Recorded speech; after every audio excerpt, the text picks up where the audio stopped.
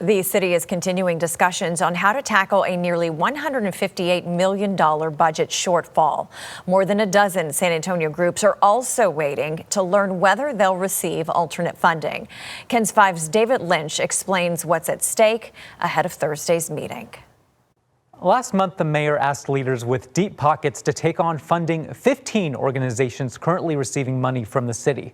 11 of those are nonprofits, and some have found themselves making a plan B just in case. We're feeling like we have made our case as much as possible. Lisa Ayers has been mobilizing public support for the San Antonio Book Festival ever since Mayor Jones suggested defunding them. It's collected over 2,000 signatures on a petition. Ayers says the city's $150,000 allocation represents over 10% of their budget. The festival would shrink, cutting back in the number of field trips that we sponsor to the festival, cutting back on the number of author and school visits that we do. Council will see a proposed budget Thursday, but the festival isn't waiting around. It's fast-tracking plans to start collecting regular individual donations. We want to grow, but that will become ever more important if we have 100% funding cut. The Botanical Garden risks losing a lot more, over $1 million that Mayor Jones in June said the organization can work its way around. Okay, if we're talking about cutting nutrition centers,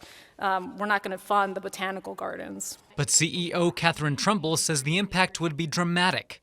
Would force us to reevaluate how we deliver on access. We've had to have all those hard conversations, yes. She's met with the mayor to argue on behalf of the garden, another local entity that's seen success with hundreds of thousands more annual visitors in recent years. That is a success story, right, that the city can be proud of. Allocations for the 15 groups highlighted by Jones amounts to less than $7 million.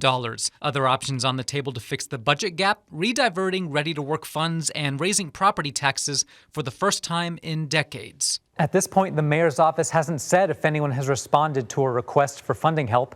Council has until the end of September to finalize next year's budget. David Lynch, KENS 5.